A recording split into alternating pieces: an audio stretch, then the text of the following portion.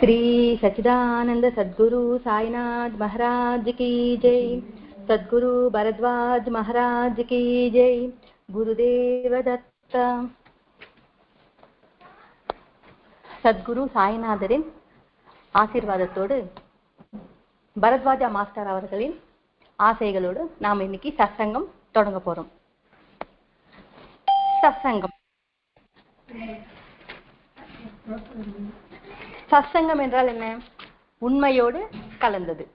சத்சங்கம் என்றால் உண்மையோடு கலந்தது.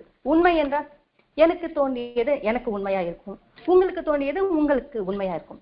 அது மட்டும் கிடையாது, அந்த உண்மைக்கு பிரமாணம் இருக்க வேண்டும், அதுக்கு ஆதாரம் இருக்கணும்.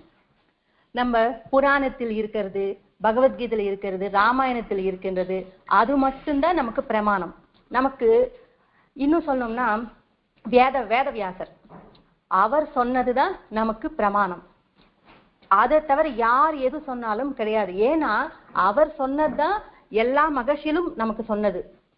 சங்கராச்சாரியரா இருக்கட்டும், காஞ்சிபுரம் பெரியவரா இருக்கட்டும், யாரா இருந்தாலும் அவங்க சொன்னதுதான் நமக்கு சொல்லி கொடுத்தாங்க.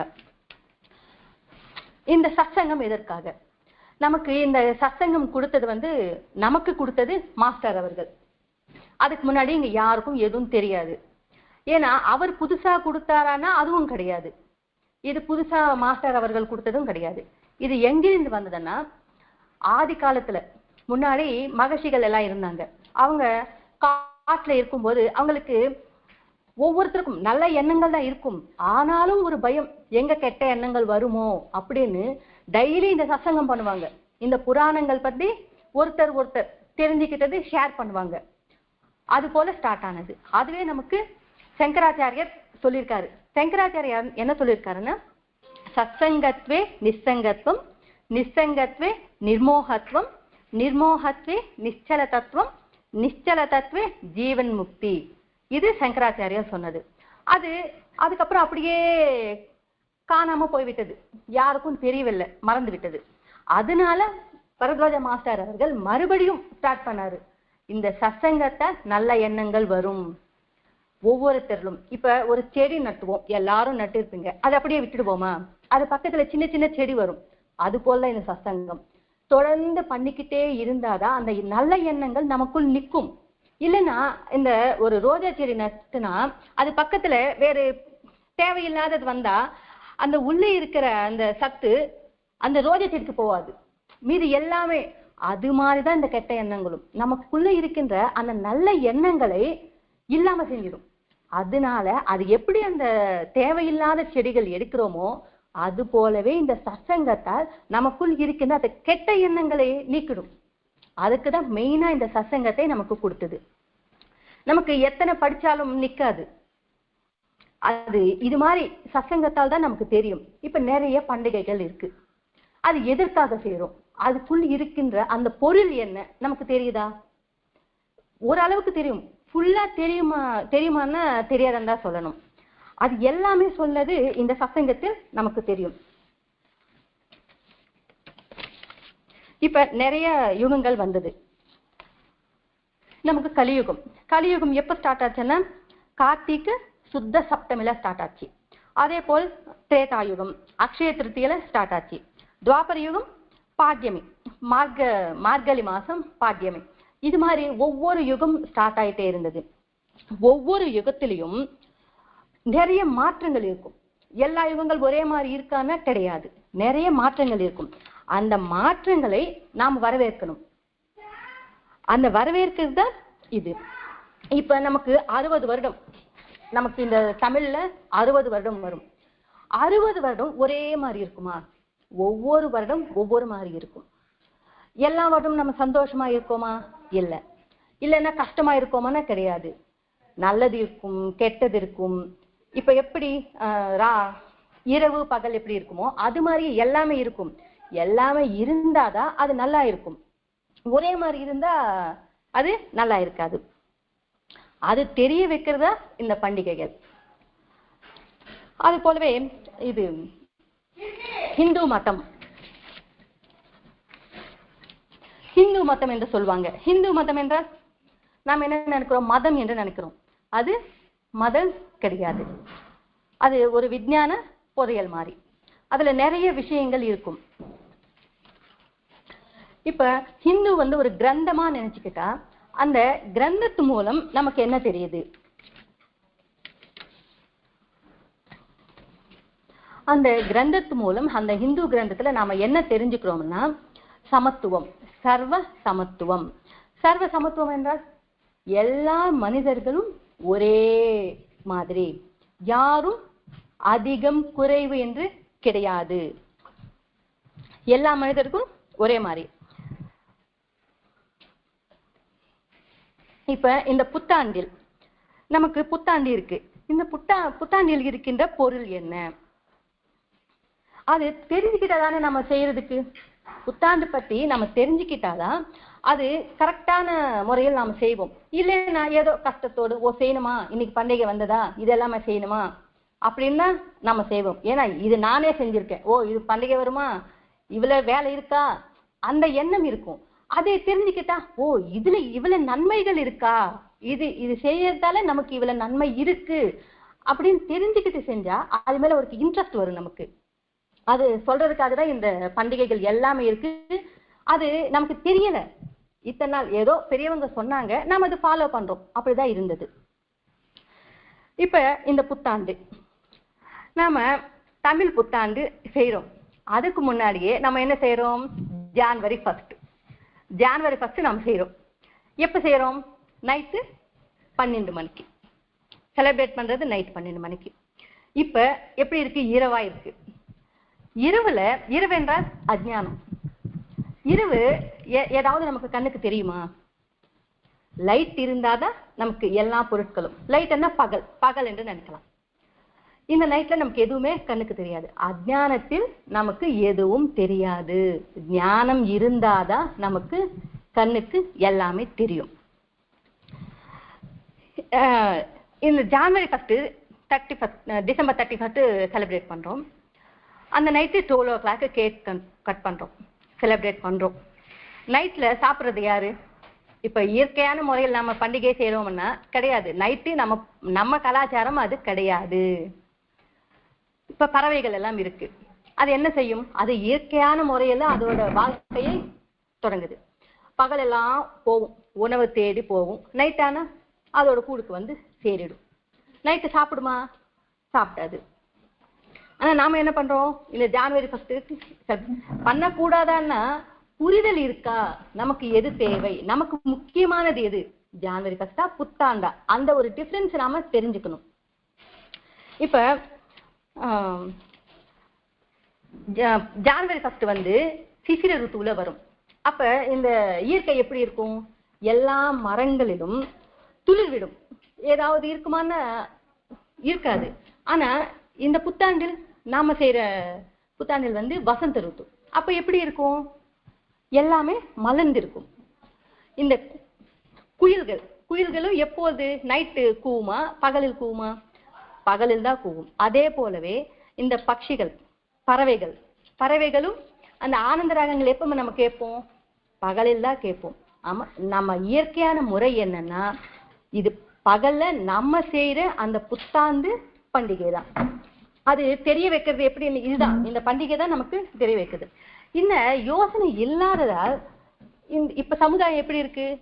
முன்னாடி என்ன சொன்னாங்களோ அது எதுக்காகனா சில நூற்றுக்கணக்கான வருடங்களா அந்த பிரிட்டிஷ் அவர்கள் இங்க இருந்தாங்க. அதனால அந்த எண்ணங்கள் நமக்குள்ள அப்படியே ஊறிவிட்டது. அதனால நம்ம விட முடியல. ஆனா இந்த பண்டிகையோட புரிதல் நமக்கு தெரிஞ்சு விட்டா கண்டிப்பா அதை விட முடியும். போனா கூட இது சும்மா, ஆனா நம்மளோட பண்டிகை நமக்கு முக்கியம், அதுதான் நமக்கு நல்லது இருக்கு, நன்மை இருக்கு அப்படின்னு நமக்கு தெரியும். இந்த வேதங்கள், உபனிஷத்தில் இது எல்லாமே நம்ம யோசிச்சு செஞ்சா, நம்ம வாழ்க்கையை தொடங்கினா அந்த மாற்றங்களை நம்மளால் வரவேற்க முடியும். அந்த மாற்றத்தை ஃபீல் பண்ணாதான் நமக்கு ஆனந்தம் இருக்கும். அது எதுவா இருந்தாலும் சரி, ஃபீல் பண்ணலன்னா நமக்கு ஆனந்தம் கிடைக்காது. அந்த ஒரு ஸ்வீட் சாப்பிட்டாலும் எது சாப்பிட்டாலும் அது ஃபீல் பண்ணாதான் அதை நம்ம ரசிக்க முடியும்.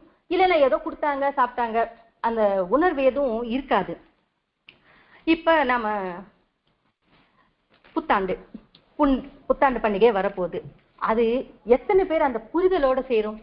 அந்த புரிதல் இருந்தாதான் அன்னைக்கெல்லாம் நாம ஹாப்பியா இருக்க முடியும், அந்த ஆனந்தத்தை அனுபவிக்க முடியும்.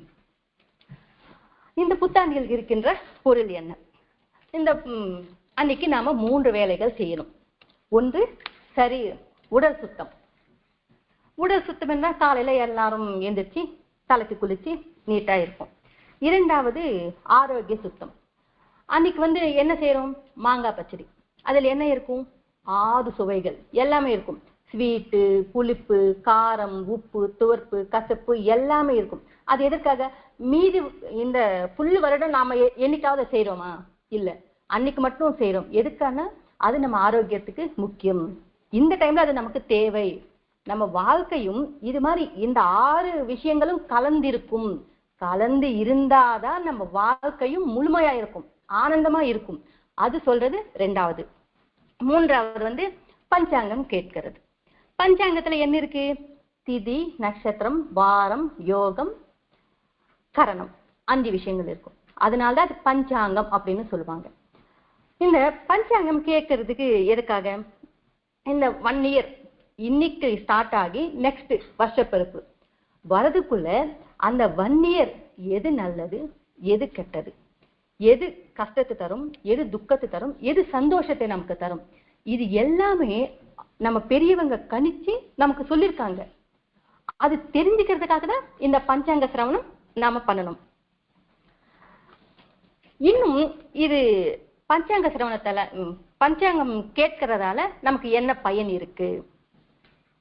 இந்த குறிப்பிட்ட நாள் சொல்லுவாங்க. இந்த குறிப்பிட்ட நாள்ல உங்களுக்கு ஏதாவது ஒரு ப்ராப்ளம் வரும் அப்படின்னு சொன்னா நம்ம எப்படி இருப்போம்? அலர்ட்டா இருப்போம். அது எப்படி நம்ம எதிர்கொள்ளணும் அப்படின்னு ஒரு யோசனை நமக்கு வரும். அதுக்கு ஒரு முயற்சியும் பண்ணுவோம். அது தெரிஞ்சுக்கலன்னா அந்த முயற்சி நாம் பண்ணுவோமா? கண்டிப்பா பண்ண மாட்டோம். இது எல்லாமே சொல்றதுதான். இப்ப சடனா ஒரு ப்ராப்ளம் வந்தா ரொம்ப தடமாறுறோம். ஐயோ என்ன செய்யணும் எதுவுமே நமக்கு தெரியாது. இதற்குதான் நம்ம பெரியவங்க இந்த பஞ்சாங்கம் கேட்கறது அப்படின்னு ஒரு முறை வச்சிருக்காங்க. இல்லைன்னா நம்ம கேட்போமா? இந்த அன்னைக்கு புத்தாண்டு பார்க்கணுமே, எல்லாரும் என்னோட ராசி எப்படி இருக்கு, என்னோட ராசி இருக்கு எல்லாமே தெரிஞ்சுக்குவாங்க. ஏதாவது ஒரு இந்த மந்த்ல உங்களுக்கு இப்படி இருக்குன்னா கொஞ்சம் உஷாரா ஆகுவாங்க. அதுக்குதான் நமக்கு பெரியவங்க இது கொடுத்திருக்கிறது. இல்லைன்னா நம்ம பயத்தோடவே இருப்போம், எப்ப என்ன நடக்குமோ தெரியாது. இப்ப ஒரு நல்ல வேலை ஏதாவது செய்யணும், பஞ்சாங்கம் பார்ப்போம், என்ன நாள் எப்படி இருக்கு. ஒரு வேலையை தொடங்கணும்னா இதெல்லாமே பார்த்து செய்யறதுக்கு நமக்கு இது ரொம்ப பயனுள்ளதா இருக்கும். அதற்காக தான் நமக்கு பஞ்சாங்கம் சொல்லியிருக்காங்க. இப்போது நம்ம எங்கேயாவது ஒரு டூர் போகணும், ஒரு தூரமா ஒரு காஷ்மீரோ டெல்லியோ போகணும்னு நினைச்சா இங்க கிளைமேட்டுக்கும் அங்க கிளைமேட்டுக்கும் ரொம்ப டிஃபரன்ஸ் இருக்கும். இப்ப அங்க போகணும்னா எது வேணும், எது எடுத்துட்டு போகணும், தேவையான பொருட்கள் இல்லை, இது எல்லாமே தெரிஞ்சுக்கிட்டு எடுத்துட்டு போனா அங்க நம்ம ஹாப்பியா என்ஜாய் பண்ணலாம். இல்லைன்னா அங்க போய் ஐயோ இந்த ப்ராப்ளம் வந்தது அந்த ப்ராப்ளம் வந்தது, ஆனா அந்த ட்ரிப்பே என்ஜாய்மெண்ட் இல்லாமவே போயிடணும். இது எல்லாமே சொல்றதுதான் இந்த பண்டிகை, இந்த புத்தாண்டு பண்டிகையில் இருக்கின்ற பொருள். இப்ப நம்ம ஒரு ஸ்ட்ரீட்ல போயிட்டு இருப்போம். அந்த 2 சைடும் செடி இருக்கும். எல்லாமே அந்த செடியில இலை இல்லாம உதிர்ந்திருந்தா நாம போகும்போது எப்படி இருக்கும்? நடந்துகிட்டே இருப்போம். அதுவே அந்த செடி ஃபுல்லா மலர்ந்து பூக்கள் அப்படி இருந்தா நம்ம போகும்போது அந்த கஷ்டம் கூட நமக்கு தெரியாது. அது சொல்றதுதான் இந்த புத்தாண்டு. புத்தாண்டு என்னது? இது எந்த வேலையா இருந்தாலும் அது ரசிச்சு ஆனந்தமா செஞ்சா அந்த பண்டிகையோட பலன் கூட நமக்கு அதிகமா வரும். இப்போது இந்த புத்தாண்டு 6 சுவைகள் சொன்னோம். 6 சுவைகள்: உப்பு, புளிப்பு, காரம், ஸ்வீட்டு, துவர்ப்பு, கசப்பு. இந்த 6 இது இருந்தாதான், இது எதற்காகனா இது எல்லாமே கலந்துதான் நம் வாழ்க்கையும். இது எல்லாமே இருந்தாதான் நம் வாழ்க்கையும் ஃபுல்ஃபில் ஆன மாதிரி இருக்கும். இல்லைன்னா ஏதோ இப்ப ஃபுல்லா சந்தோஷமே இருக்கும்னு நினைக்கலாம். ஃபுல்லா சந்தோஷமே இருந்தா 2 நாள் ஹாப்பியா இருப்போம், 3 நாள் அதுக்கப்புறம் போர் அடிக்கும். டெய்லி ஸ்வீட் சாப்பிட்டா நல்லா இருக்குமா? ஐயோ ஒரு நாள் மிக்சர் ஏதாவது சாப்பிட்டா நல்லா இருக்குமே. அது மாதிரிதான் ஒரு சின்ன நம்ம இல்லற வாழ்க்கையில விட சின்ன சண்டை வந்தாதான் அது ஆனந்தமா இருக்கும். இல்லைன்னா போர் அடிக்கும். அது வெளிப்புறமாக பார்த்தா அறுசுவை இப்படி நம்ம உடலுக்கு நல்லது. பட் அதுல இருக்கிற உட்பு அது உள்ள இருக்கிற மீனிங் என்னன்னா நம்ம வாழ்க்கை சொல்றாங்க, நம்ம வாழ்க்கையும் இது மாதிரி இருக்கும், அதை நாம ஆஹ்வானிக்கணும் அப்படின்னு சொல்றதுதான்.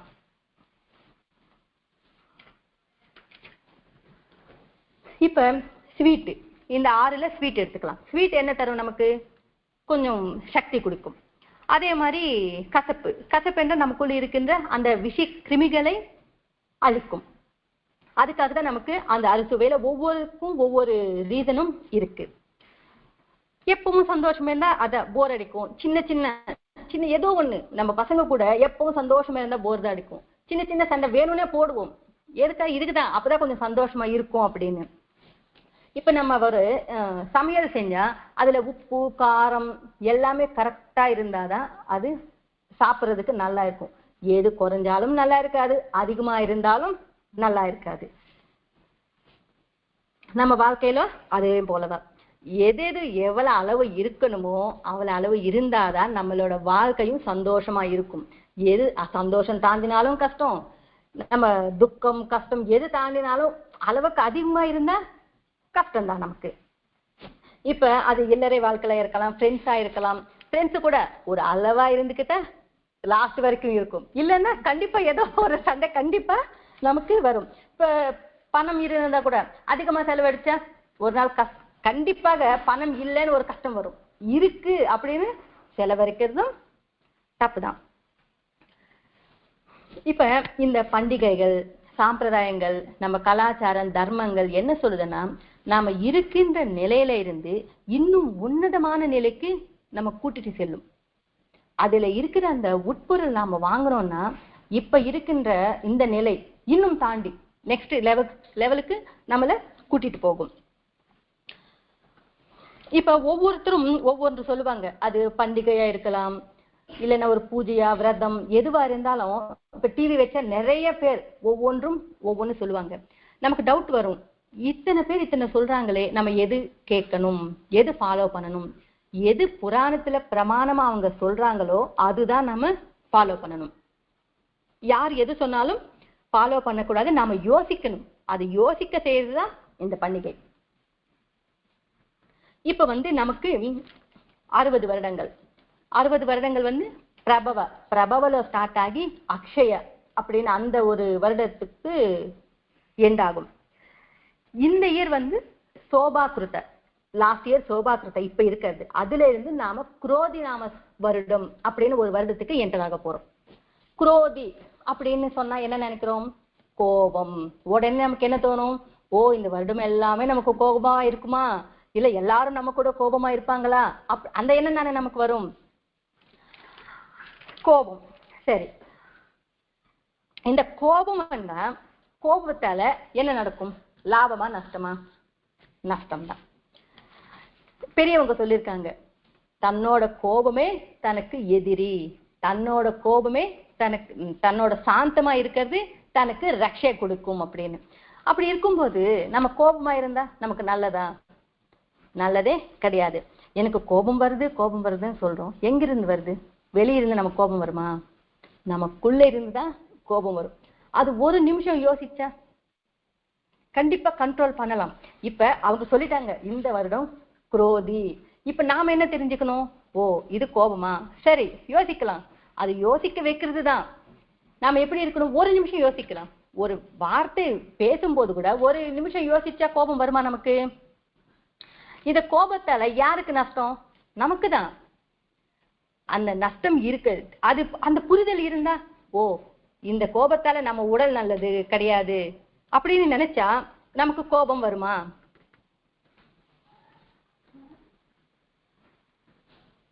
இப்ப நம்ம வழியில் போகும்போது சேர் இருக்கு, அதுல போவோமா? பக்கத்துல போவோமா?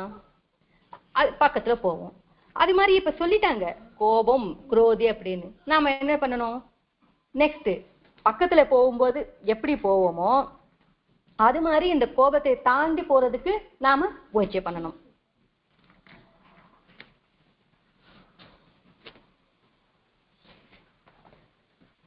இந்த கோபத்துக்கு காரணம் என்ன?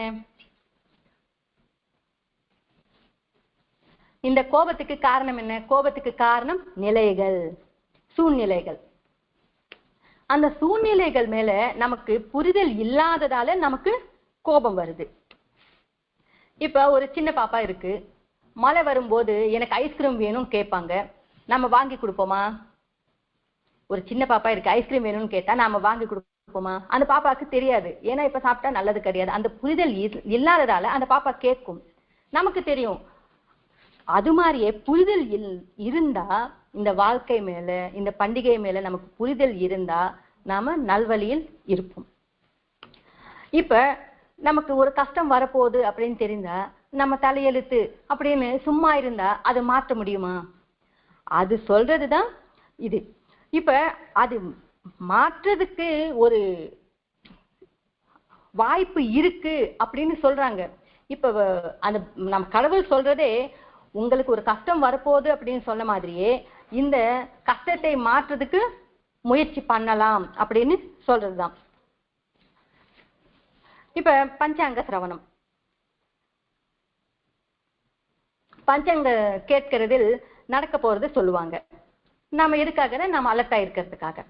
இப்ப நம்ம வண்டியில போகும்போது டேக் டைவர்ஷன் போட்டு அப்படி போவோமா? ஏன்னா அவங்க சொல்லிட்டாங்க அந்த வழியில் நல்லது கிடையாது, டேக் டைவர்ஷன். இன்னொரு வழியில அவங்களே சொல்லிடுவாங்க இந்த சைடு போங்க அப்படின்னு.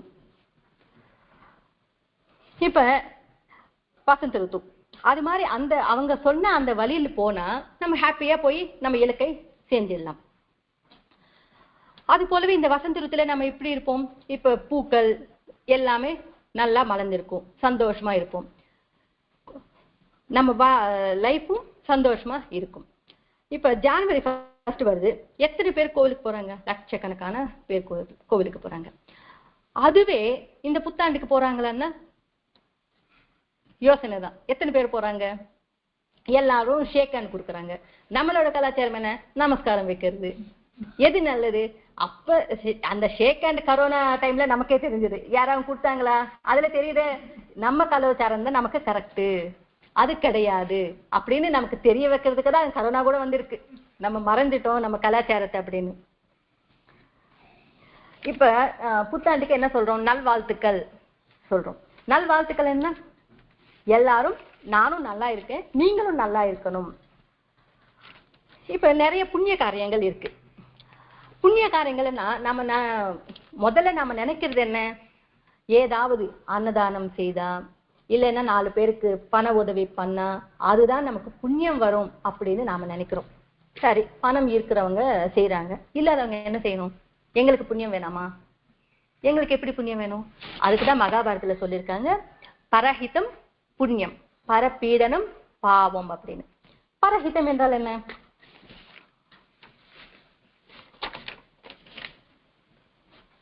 பரஹிதம் என்றால் இப்ப நான் நல்லா இருக்கேன், நீங்களும் நல்லா இருக்கணும் அப்படின்னு மனசார வேண்டிக்கணும். அதுக்கு நம்ம பெரியவங்க சொல்லியிருக்காங்க, சர்வே ஜனா சுக்கினோ பவந்து, லோகா சமஸ்தா சுக்கினோ பவந்து. இது கடவுளுக்கு முன்னாடி மனசாரா நம்ம மனதளவுல ஒருத்தருக்கு ஒரு கஷ்டம் வந்தது, மனதளவுல அப்படி வேண்டிக்கிட்டா அது புண்ணியம் கிடையாதா? அது மாதிரி கூட புண்ணியம் வரும். வெறும் நம்ம பணத்தால மட்டும் புண்ணியம் கிடையாது. யஜ்ஞம், யாகம், தானம் இது மட்டுமே கிடையாது. நம்ம மனதளவுல கூட அந்த யோசனையால கூட நமக்கு புண்ணியம் வரும் அப்படின்னு சொல்றதுதான் நம்ம புராணங்கள். அதுக்கு ஒரு சின்ன எக்ஸாம்பிள் சொல்லிக்கலாம். ஒரு ஊர்ல ஒருத்தர் இருந்தாரு, அவருக்கு ரொம்ப கஷ்டம். அந்த டைம் வந்து ஒரு பழைய காலத்துல நிறைய கிராமங்கள் தானே, ஒரு கிராமத்துக்கு இன்னொரு கிராமத்துக்கும் காடு இருக்கும். பக்கத்து கிராமத்துல ஒரு சாது வந்திருக்காரு, அவர்கிட்ட போய் நம்மளோட குறைகள் சொன்னா நமக்கு கஷ்டம் குறைஞ்சிடும் அப்படின்னு சொன்னாங்க. சரின்னு இவர் போனாரு. போய் சுவாமி எனக்கு ஏதாவது சொல்லுங்க, ரொம்ப கஷ்டத்தோட இருக்கு அப்படின்னு சொன்னா அந்த சாதுக்கு தெரிஞ்சது, ஏன்னா இவரு அன்னைக்கு நைட்டு இறந்து போறாரு அப்படின்னு. அது எப்படி சொல்லுவாங்க? யாரும் சொல்ல மாட்டாங்க. அவருக்கு என்ன சொல்லணும்? சரி நீ நாளைக்கு வாப்பா நான் சொல்றேன் அப்படின்னு சொல்லுவாரு. நைட்டு தெரியாத ஊர்ல இருக்க முடியாது இல்லையா, அவர் ஊருக்கு கிளம்புவாரு. நல்ல மழை வந்துடும். சரின்னா அந்த காட்டுல வந்து ஒரு பாலடைஞ்ச ஒரு கோவில் இருந்தது. சரி கொஞ்ச நேரம் இங்க இருந்துட்டு நம்ம வீட்டுக்கு போலாம் அப்படின்னு அங்க போய் உட்கார்வாரு. அந்த கோவில் பார்த்த உடனே, ஐயோ இது இப்படி இருக்கே, இது நம்ம கிட்ட பணம் இருந்தா நாம இது நல்லா செஞ்சிருக்கலாமே அப்படின்னு ஒரு யோசனை வரும். அது மாதிரி யோசிச்சு கொண்டே இருப்பாரு. ஒரு பாம்பு வரும். கரெக்டா அந்த கோவில இருந்து மேல இருந்து ஒரு பெரிய கல் வந்து அந்த பாம்பு மேல விழும். அந்த பாம்பு இறந்துடும். இவர் மறுபடியும் ஓகே வீட்டுக்கு போயிடுவாரு. மறுபடியும் பக்கத்து நாள் அந்த சாது கிட்ட போவாரு. அந்த சாதுக்கு ஒரே ஆச்சரியம், என்னடா இது, நம்ம எல்லாமே நம்ம கணிப்பு கரெக்டா இருக்குமே, இவர் இப்படி வந்தாரு, இவர் இறந்திருக்கணுமே.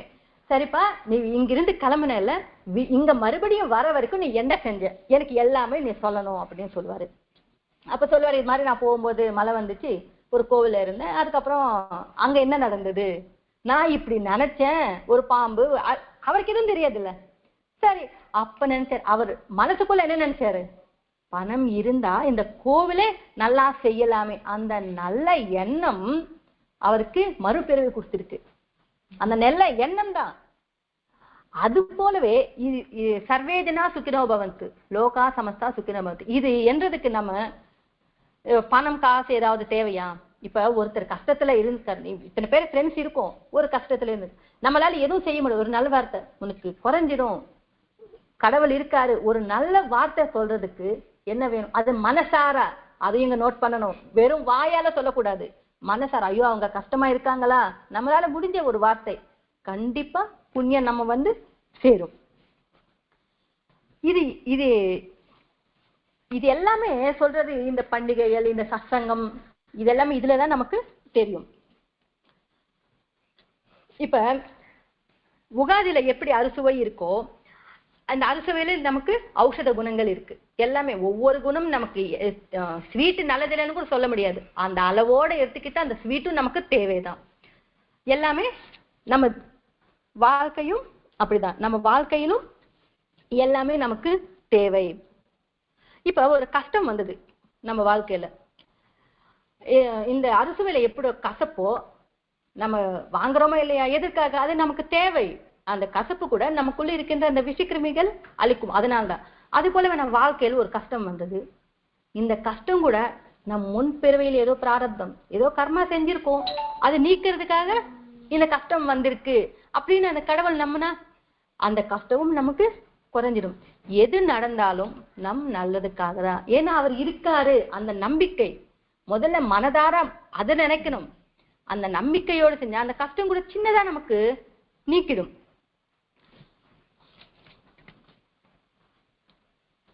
இப்ப இந்த பண்டிகளோட உட்பொருள், அந்த புரிதலோட, இப்ப இந்த அறுசுவையில இத்தனை இருக்கு அப்படின்னு தெரிஞ்சுக்கிட்டு, இப்ப புத்தாண்டு வந்தா நாம கண்டிப்பா அந்த வரும், இது கேட்டோமே, பசங்க வேணான்னு சொன்னா கூட நம்ம கொடுப்போம், ஏன்னா இது நல்லது இருக்கு.